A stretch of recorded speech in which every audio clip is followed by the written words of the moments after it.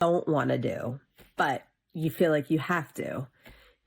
For example, I have to take my cat to the vet, and I don't want to do that because I know she hates it, but I think it's important, but maybe I don't think it's important. And so I'm struggling with indecision, and I'm not sure how to proceed. Do I just make a decision and follow that to the best of my ability with no expectation on any outcome?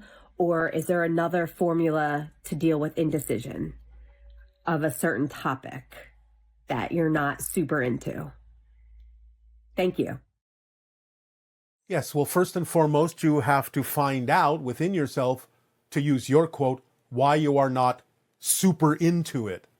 In other words, are you the one dampening the excitement that could be there with your belief system? And is that why the cat is reflecting that it doesn't enjoy this? Because you're putting the damper on it with your beliefs, and the cat is simply reflecting that to you? Is there some way this could be representative of excitement? Or are you not letting yourself believe that it's possible for this to be something that actually could be exciting and important for both of you? Something that could be representative of the passion and reflected back by the cat. If it is truly not representative of your excitement, if you're honest within yourself about the difference between excitement and anxiety, and not giving over to a fear-based belief, then you can recognize that it may not be necessary for you to take the animal to the vet. There may be some other way in which the idea can be expressed. But for the most part, if you feel the animal requires the assistance of someone who understands how to help the cat, how to heal the cat from an injury or a disease or something of that nature, you would have to ask yourself why you would be reluctant to follow through with that and why it wouldn't be exciting to find someone who can help the cat. So you have to examine yourself to find out if you're the one dampening the excitement and the cat is just reflecting that anxiety, or whether or not it is true that it is not representative of your passion to not go to the veterinarian whose job it is to help the animal. Or maybe you just haven't found the veterinarian you're excited about. You have to explore all these things. You have to explore all these paths, but you have to be honest within yourself about what the cat is reflecting to you about yourself and your beliefs. And that will help clarify the idea of your indecision. You have to get in touch with yourself to find out what you really feel and what you really believe about the idea of taking an injured animal to a veterinarian and why that doesn't seem to be exciting to you. Hey, Bashar, how are you? Perfect. And you? I am doing well, thank you. All right. Um, my first question would be, is if the Assani are a hybridize hybridization of current humans and higher level entities, are we also able to tap into their frequency, and have they ever tried to channel through other humans? You talking about my people, the Sasani? Yes, sir. Yes. There have been a few that have channeled through other humans. Not me personally. I am limited to this particular human, but the idea is that other members of my society that are also first contact specialists have engaged with other humans on your planet from time to time in a variety of ways. You can all tap into our general collective vibration in order to align with it by holding the image as we have described it in your mind in a meditative state of a black equilateral triangle pointing upwards against a black background, but separated from the black background by a deep pulsating blue light, similar to the blue that you see in a gas flame. So the idea is that that's kind of like our vibrational phone number that allows you to tap into our collective consciousness and align with it for whatever way it might serve your passion to express it creatively in your reality. I understand that. My second question would be, is oftentimes I feel as if something is attempting to come through during meditations, and even then, sometimes I get the visions of certain ascended masters, namely like Jesus, Yes. Buddha, and beings of that nature. Yes. And oftentimes, I'm not sure if they're truly trying to contact me or if it is my own subconscious trying to relay a message with Well, it's using both. them. It can be both. It can be both. It's not about spending time wondering who it is or exactly where it's coming from. It's what do you want to do with this? How do you want to express it? How do you want to be of service to others in the downloading of this information and this connection? What do you want to do with it? I want to be able to understand my place within consciousness and to truly find a way to use the gifts that we do have to experience consciousness even further and to allow other people to experience the same. Well, then all you have to do is follow the formula that we've given to all of you. I understand. And then So it's as simple my as that. So do you want to express this energy in a particular action? I currently do a mixture of gymnastics and dance, and that's the most freeing way I can express that energy. All right, well, that's fine. If there's any other ways that come to you, then by all means, if they're representative of your passion and allow you to feel that freedom, then act on them. That's all you have to do. Okay. Then you are My being of last service to others by being a living example of acting on your passion so that they can see and feel and experience through you ways in which they may be able to do that as well. Okay, that makes a lot more sense. Yes. My last question is, I'm trying to figure out how to phrase this. I would like to understand what your view of consciousness is from your perspective. Consciousness is the awareness of existence itself. It is what existence is. It is aware of itself, and that is consciousness. And everything is a part of existence. Everything is a reflection of existence. And that reflection creates self-awareness, and self-awareness is consciousness. It is a reflection. It is a reflection. Let me put it to Thank you you. this way. There is the concept called the one. It is unbroken, it is homogeneous, it has no separation, it is unaware of itself because there is nothing else but it. So in the one is created a pattern of energy, so to speak, a reflective pattern that creates the appearance of something other than the one. As soon as you have this idea, this appearance of something other than, then you automatically have the creation of awareness of self other than what it is you are experiencing. So it is the very concept of other thanness that creates self-awareness as different from the other. And as soon as that exists within a pattern, you have consciousness, because all consciousness is self-awareness. But it requires that reflection of otherness, that which you deem not necessarily to be the self, that creates the reinforcement of the self as different from it. Is this making some sense to you? We understand that this is an interesting concept that doesn't necessarily completely translate into your human language, but that's about the closest approximation we can make. And that absolutely makes sense. And it's just for, and I've been working towards trying my best to understand that in the easiest way that I know how, because lately I felt that same kind of reflection and pulse of energy shaking my world, so to speak, All right. and kind of reflecting through the rest of the world from that perspective. All right. Well, how exciting. It is very much so. All right. So does Thank that you serve so you?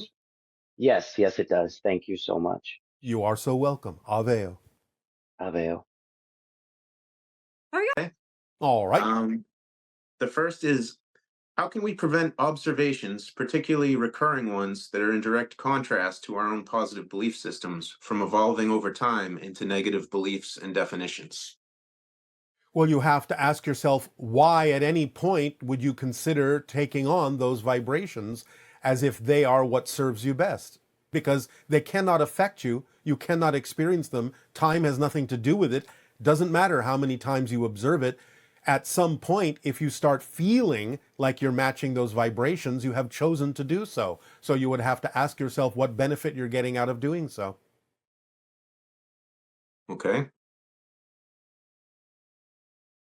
So my second question is, for decades now, I've been following my highest excitement, which has been creating some very dark and controversial music and artwork. And I faced a great deal of censorship, and progress has been very slow, although it is happening. So this leads me to ask, what is your take on dark artwork and its role in our society? Well, it can be used in a positive way to point out the idea of the negative energies that may exist in some people, the fears and anxieties that can act in a way as a cathartic experience to allow them the opportunity to let them go. This occurs in many of your books and your movies, where people can go through a safe cathartic experience by experiencing the art that allows them to get in touch with the darkness and the negative and fear-based beliefs within themselves, to process them and let them go. So if it is used that way, then it can serve a positive function by allowing them a safe space to explore those things so they don't have to necessarily act them out physically in your society. If it is used that way, then it can lead to a positive effect. Very good. That's very much how I feel about it as well. My third question is, would you take me for a ride in your spaceship? Not at this time. Not at this Except time. you may do that out of body, but not physically at this time. Okay. Your vibration could not handle it in your physical reality, but you can handle it in a different reality. And you have been on many spaceships in a different reality, in an altered state. So, but not physically at this time. It is not vibrationally compatible with your physical reality at this moment. Interesting. So, seems these questions have gone by fairly quickly, so maybe I could let you know about a dream I had just a couple of nights ago. I was in the dream, I rarely dream, but I had this dream where I was in school and I was in danger of failing, and I was called down to a guidance office, and I was sat across from a guidance counselor. I was very annoyed at this point in the dream. And next thing I know, you walked into the room with keys on your belt as though you were working there. And I was dumbfounded. I said, Bashar? And you said, yes. And I said, is it really you? And you said, yes. And I said, can I ask you a question? At that moment, I woke up, and not 2 days later, I am able to speak to you here. Yes. Well, again, the idea is that in an astral form, you recognize that you were looking for guidance because the reality that you were experiencing wasn't completely working for you. You needed to get in touch with certain belief systems within yourself about how to continue forward in your life in a way that is truly representative of passion and clarity. And so you were brought to the quote unquote guidance office. A spirit guide was there to help you. And by walking in with the keys, it showed you symbolically that there are keys that you can use to unlock the information that you need. Some of it may be available through the information we have shared with all of you. Some of it may be available through other sources. But what we are doing is presenting you with the keys to the guidance that you need. All you have to do is make sure you are following the guidance, operating, using those keys, the formula, in a very precise way, making sure you know the difference between excitement and anxiety for each choice that you make and why you are choosing it and how it is serving humanity. Okay. So thank you. Thank you. Aveo.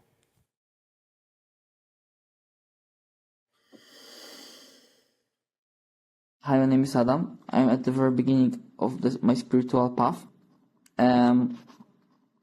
I heard about you from my psychologist, who is really fan of you, likes watching your videos, your perspectives, etc., etc.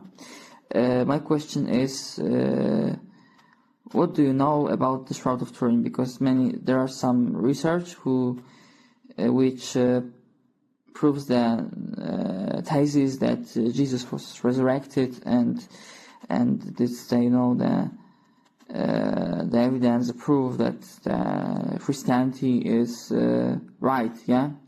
And I would ask you, what do you think about it? And what's your perspective about the Shroud of Turin? Thanks for your answer. It is real.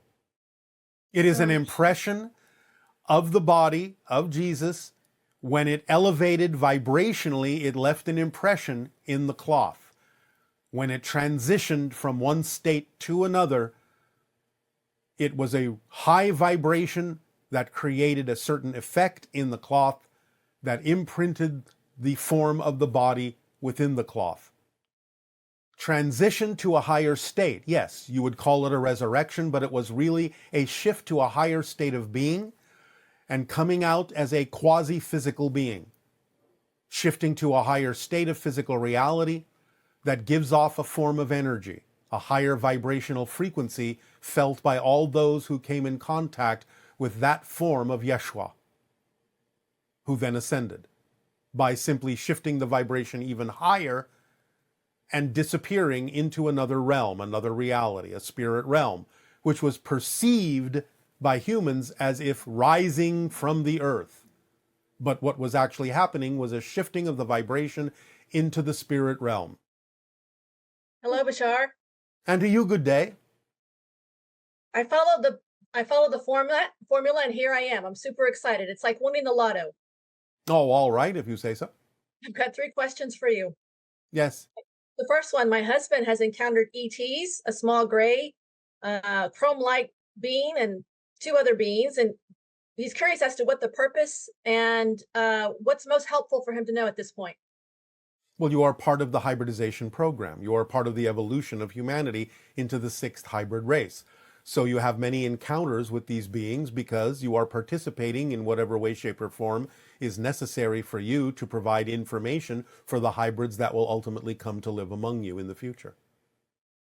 Thank you. Second question. 5 years ago, I adopted a child at a crisis. First 2 asks, my physical mind said no. The third ask, my higher mind said yes. Since then, this child has been a joy and a gift and my greatest teacher. And I'm curious to know if this was agreed upon between the 2 of us, if there's a purpose, and how can I best serve the purpose? I think you have already said so. Yes, of course there is an agreement. Things don't happen by accident. And you have said you've already learned a lot, that this child is acting as a teacher for you and you for the child. So you've agreed to reflect to each other what you each need to know to become more of yourselves in this life, more true to who you really are. To teach the idea of self-empowerment, that the power that each individual has is necessary to attract what you need without harming yourself or anyone else in the process, to explore and discover what your passions truly are, so that you understand that you are connected to Source and have everything you need. So you're working together to upgrade each other in whatever way, shape, or form is representative of your passion and your excitement, your curiosity, and your love. Thank you for that. Next question. I'm new to all this extraterrestrial information and only started learning about 2 months ago. So as I'm learning, I'm wondering if I'm to assist in some way. I want to understand the bigger picture of the extraterrestrials and the hybridization. And I'm curious to know, why is it important for them to be here? How does it Because they benefit are us? family. They are family. We are family. We are part of your genetic material. We're part of your galactic family. There's a lot of your history you don't know that's been lost. You are heading toward becoming the 6th hybrid race. You are heading toward evolving into full humanity over the course of years to come. The hybrids will eventually come to live among you. Eventually, you will mingle. Eventually, you will gain new abilities. Eventually, you will come to live among us, among the stars, and explore other worlds. Eventually, Earth will become the UFOs of other civilizations. You will move out into the cosmos. But you will also ground yourself more connectively to the idea of Earth. You will understand yourselves as extensions of nature. You will express all the things that are true about yourselves more fully in peace and harmony and love. And then eventually, as you become the 6th hybrid race, you will blend with the other 5 to become the 7th hybrid race that will deliver 100,000 years of peace to the entire galaxy. That's where you're heading. Thank you. You're welcome. One last thing. How do I close my perceived gap of separation with all that is? You do not have to eliminate the idea of separation. You use it to your advantage. Obviously, the idea of focusing your consciousness down into a physical personality has its benefits for allowing you to experience new discoveries about yourself that you would not necessarily be able to fathom in a timeless state, in a non-physical state. So it's not about eliminating the idea of separation while you are physical. It's about using it to your advantage as long as you possibly can to discover new perspectives and new aspects of yourself so that you can grow from that perspective, so that you can change in new ways, so that you can add to the overall experience of all that is. Thank you, Bashar. You are welcome. Thank you for your participation. Aveo.